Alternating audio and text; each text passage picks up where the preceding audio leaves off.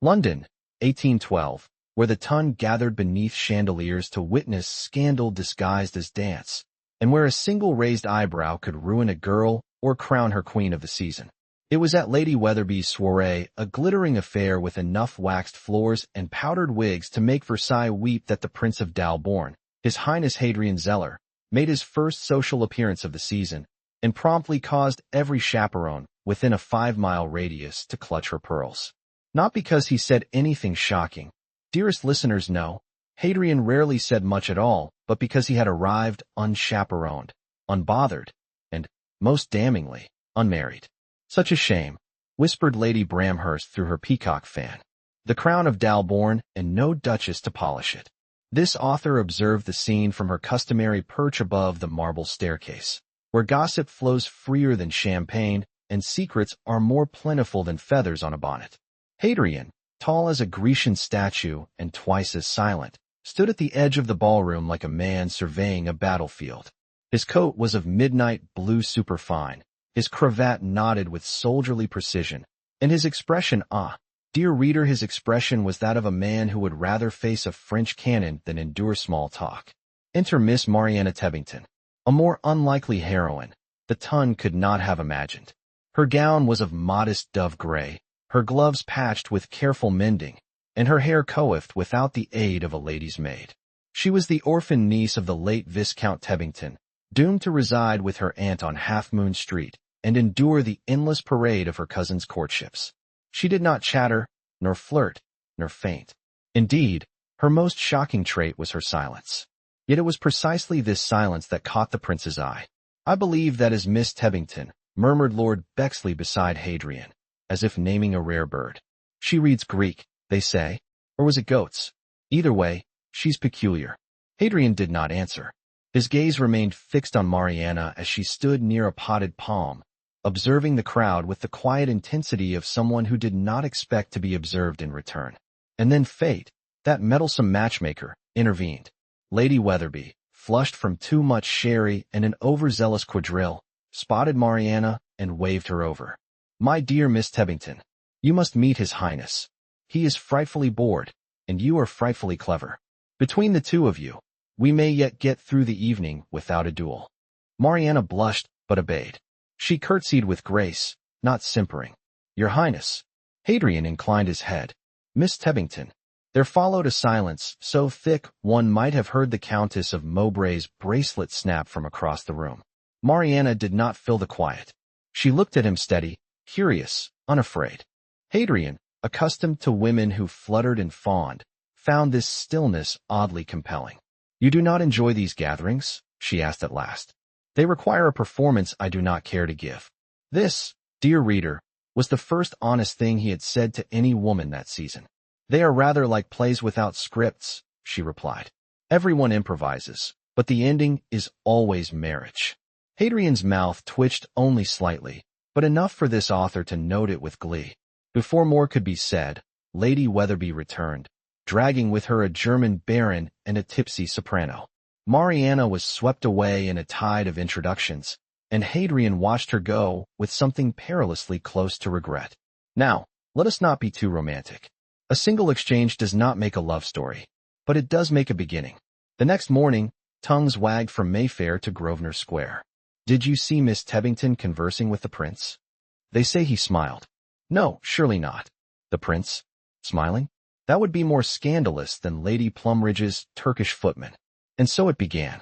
The prince, though not one for drawing rooms or tea tables, found himself appearing at more events than ever before. Always, he arrived late. Always, he stood apart. And always, yes, always his eyes sought Mariana. She, for her part, did not seem to notice. She danced rarely, spoke even less, and was often found near the bookcases at whatever house she happened to be visiting. It was in such a place a library, tucked behind the gold and emerald drawing room of the Marquis of Hargrave, that the second encounter of note occurred.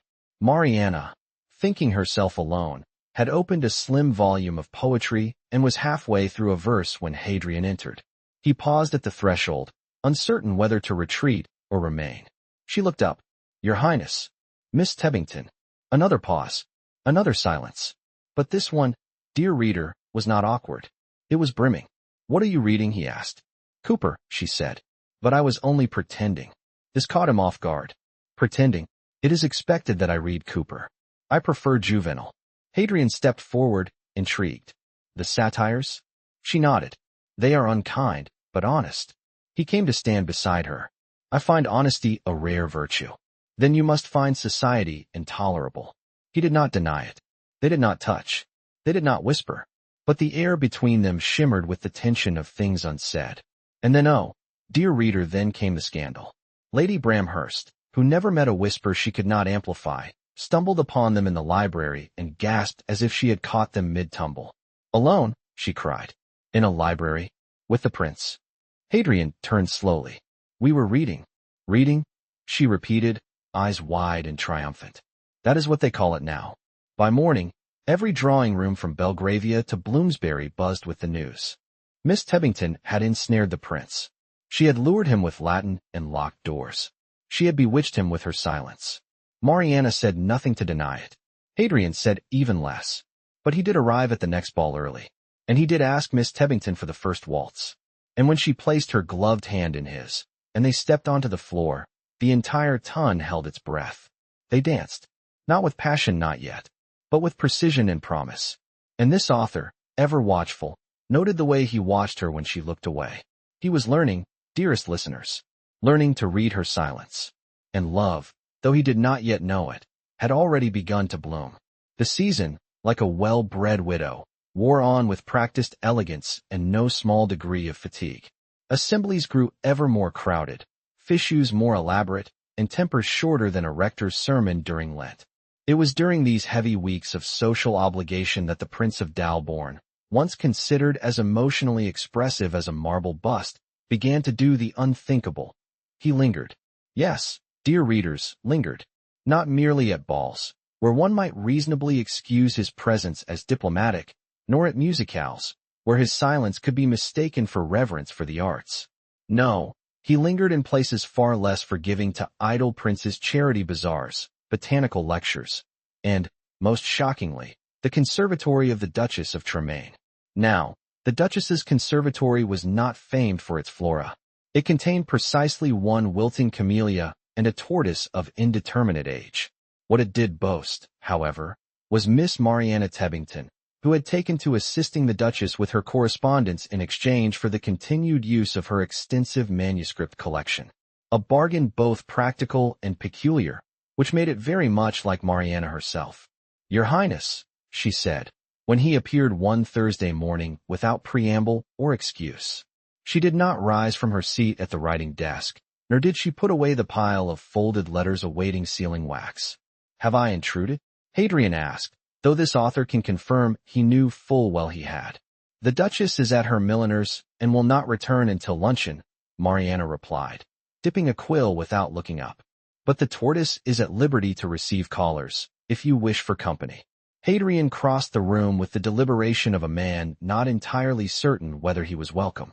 "I came to inquire about an essay you mentioned, on Roman property law." "Did I?" she said, now raising her gaze with the faintest quirk of an eyebrow. "You surprise me, Your Highness. I did not think you interested in usufruct." "I am interested in you," he said, then, after a pause, added, "reading it." It was, perhaps, the most inelegant flirtation Mayfair had ever been subjected to. But Mariana, whose sense of humor was drier than most cellars, tilted her head and said, "Then you must sit very quietly.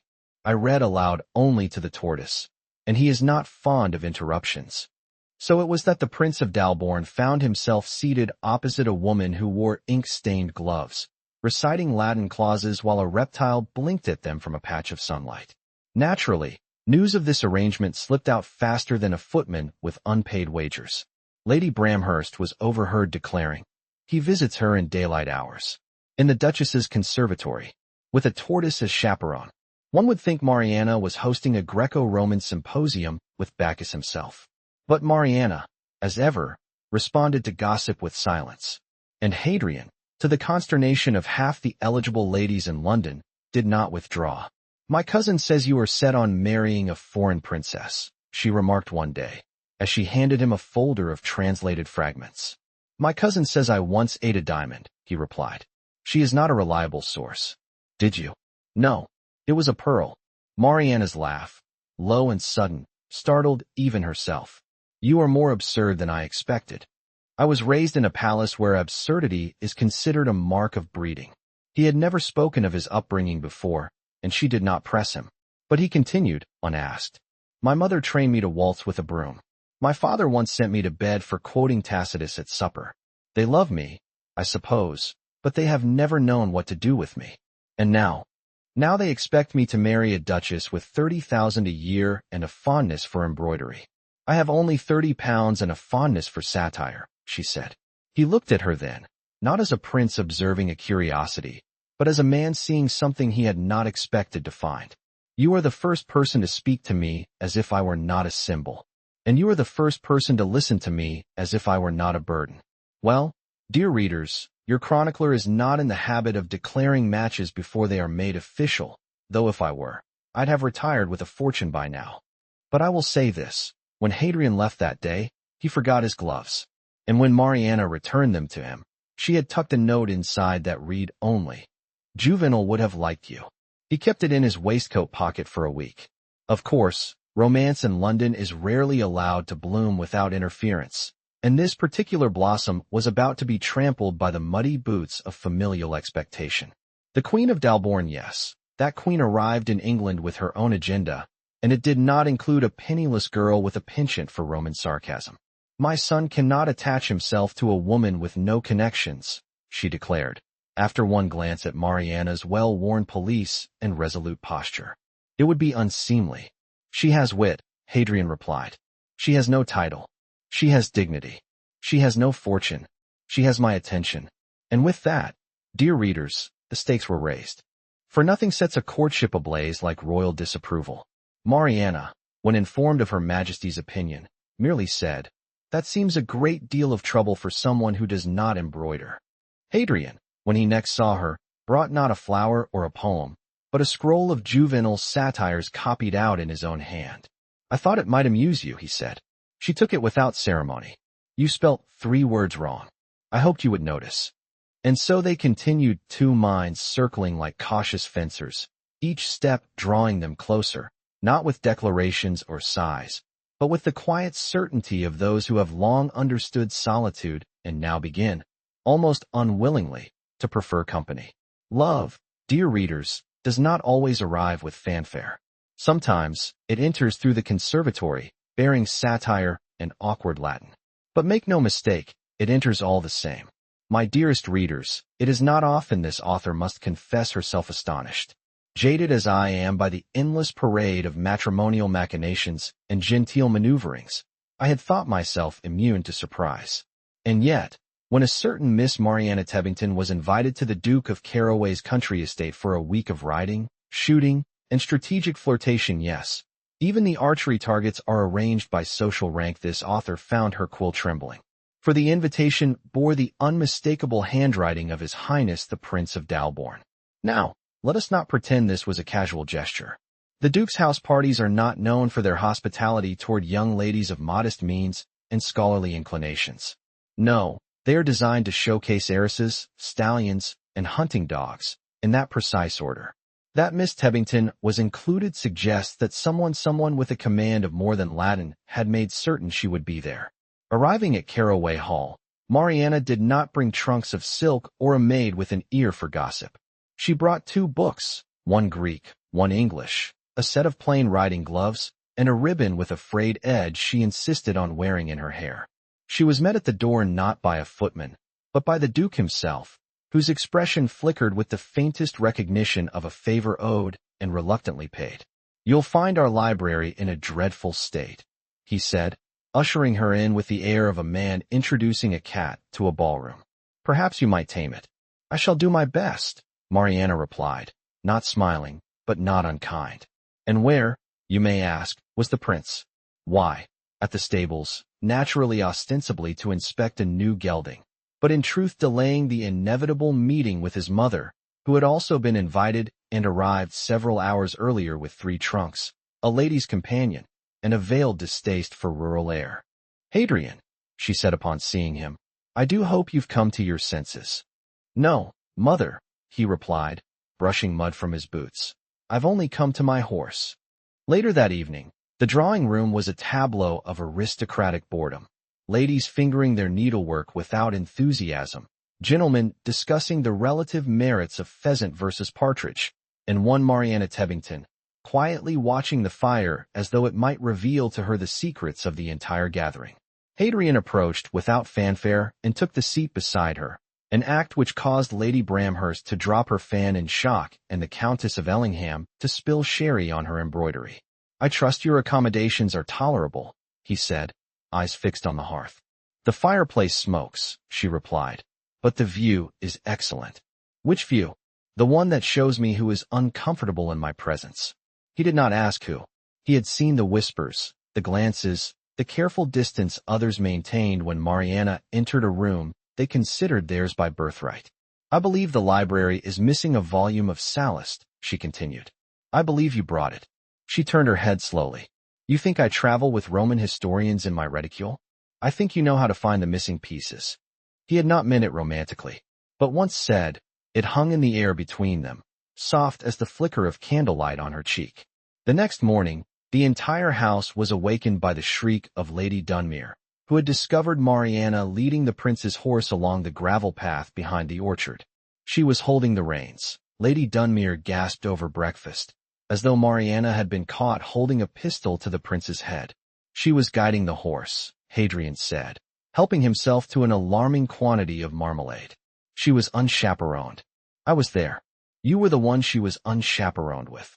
This circular logic was still being dissected when Mariana entered the room, her boots dusted with dew and her gloves damp from the morning mist. She greeted the table with a nod and seated herself beside the Duchess of Tremaine, who was the only lady with sufficient rank to ignore the gasps. You seem to enjoy provoking the house, the Duchess said under her breath. I do not provoke, Mariana replied. I simply fail to explain. Hadrian, across the table, heard this and did not look away. Later that day came the archery match, a fixture of caraway tradition that allowed the ladies to display their aim and the gentlemen to display their admiration.